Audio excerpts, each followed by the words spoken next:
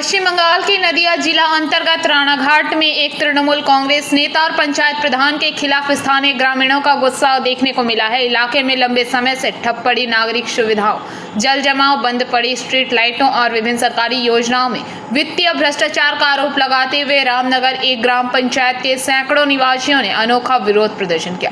आक्रोशित ग्रामीणों ने हाथ में सड़े अंडे लेकर तृणमूल की पंचायत प्रधान तापसी आढ़िया के घर पर धावा बोल दिया और उनके घर के सामने जोरदार नारेबाजी करते हुए अंडे फेंके। प्रदर्शनकारी प्रधान के तुरंत इस्तीफे की मांग कर रहे थे। नागरिक सेवाओं में विफलता और दुर्व्यवहार का आरोप।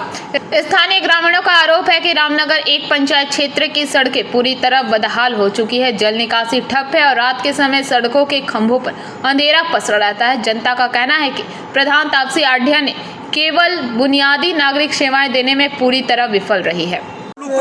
আমাদের রামনগর অঞ্চল প্রধান তাপসী আঢ্যা মহাশয় আমাদের রামনগরের টোটাল যে নাগরিক পরিষেবা পুরো বিঘ্নত ঘটেছে, তার জন্য এখানে সমস্ত সাধারণ মানুষ ওনার কাছে ওটাই জানতে চেয়েছিল যে কেন আমরা সাধারণ পরিষেবাটা পাচ্ছি না।